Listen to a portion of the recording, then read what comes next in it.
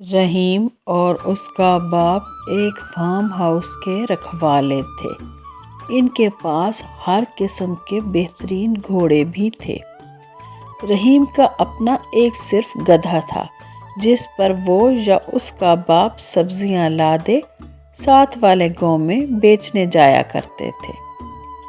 رحیم کبھی کبھی اپنے گدھے کو بہت بلا وجہ مارا بھی کرتا تھا۔ ایک دن گدھا دل میں فیصلہ کرتا ہے اور کہتا ہے، میں بھی اب گھوڑا ہی بنوں گا۔ مجھے مالک مارتا ہے، دیکھا گھوڑوں سے کتنا پیار کرتا ہے۔ میں کچھ ایسا ہی کروں گا تاکہ میں جلدی سے گدھے سے گھوڑا بن جاؤں۔ چلو جاتا ہوں اور پہلے دیکھتا ہوں کہ گھوڑوں میں اور مجھ میں کیا فرق ہے۔ وہ رات بیتی۔ اگلی صبح گدھا وہاں پہ پہنچ گیا جہاں پہ گھوڑے گھاس چار رہے تھے۔ گدھا انہیں بڑے غور سے دیکھنے لگا۔ پھر اس کی نظر ایک گھوڑے پر پڑی جس نے اپنی دونوں اگلی ٹانگیں اٹھا اٹھا کے زمین پر مارنا شروع کر دی تھی۔ گدھا بہت غور سے اسے دیکھتا رہا اور پھر بولا، ارے اس گھوڑے میں اور مجھ میں تو بس تھوڑا سا ہی فرق ہے۔ میں پچھلی ٹانگیں اٹھا کے لوگوں کو مارتا ہوں اور یہ اگلی ٹانگیں اٹھا اٹھا کے زمین پہ مارتے ہیں۔ باقی تو یہ بھی مالک اپنے اوپر بٹھاتے ہیں اور میں بھی۔ چل گدھے بن جا پھر تو جلدی سے گھوڑا۔ ٹھہرو پہلے کسی اکیلی جگہ پر جاتا ہوں اور پھر یہ کام شروع کر دیتا ہوں۔ صبح تک میں بھی گھوڑا بن جاؤں گا۔ اور پھر کیا تھا، گدھا اکیلی جگہ پر گیا اور اس نے بھی زور زور سے اگلی ٹانگیں اٹھا اٹھا کے زمین پر مارنی شروع کی۔ اور پھر نہ جانے کب وقت بیت گیا، رات ہو گئی اور پھر صبح ہو گئی۔ گدھا بیچارہ اب اتنا تھک چکا تھا کہ وہ چلنے کے قابل بھی نہ رہا۔ آج وہ کام پر بھی نہ جا سکا۔ جب وہ تھوڑی گھاس کھانے کے لیے اٹھا تو اسے مالک نے آ لیا اور خوب پیٹا اور اتنا زیادہ مارا کہ گدھے کے سر سے گھوڑا بننے کا بھوت اتر ہی گیا۔ اب گدھا ہمیشہ اداس رہنے لگا۔ وہ بس دور بیٹھا گھوڑوں کو دیکھتا ہی رہتا تھا۔ وقت اسی طرح گزرنے لگا۔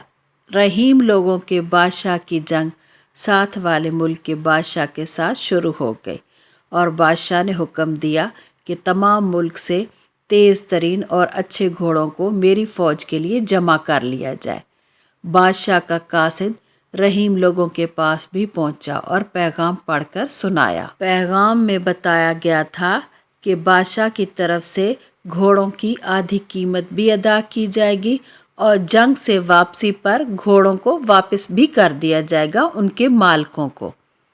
رحیم اور اس کے باپ نے صلاح و مشورہ کیا اور اپنے تمام گھوڑے بادشاہ کے حوالے کرنے کو وہ تیار ہو گئے۔ اگلی صبح سارے گھوڑوں کو روانہ کرنے کا وقت آیا اور گھوڑے جانے لگے۔ یہ منظر گدھا بھی دیکھ رہا تھا۔ گدھا بولا، ارے یہ کیا، یہ کہیں جا رہے ہیں کسی اچھے مالک کے پاس۔ کاش میں بھی جا پاتا اور وہاں جا کے خوب مزے کرتا، خوب مستی کرتا، مگر میں ٹھہرا گدھا، مجھے بھلا کون اپنے منہ لگائے گا۔ یہ کہہ کر گدھا بہت اداس ہو گیا اور اسی طرح کچھ عرصہ بیت گیا اور آخر ایک دن وہ گھوڑے واپس آ گئے۔ کچھ جنگ میں مارے گئے تھے، کچھ زخمی تھے اور کچھ بھوک اور پیاس سے نڈھال ہو کر گر پڑے تھے۔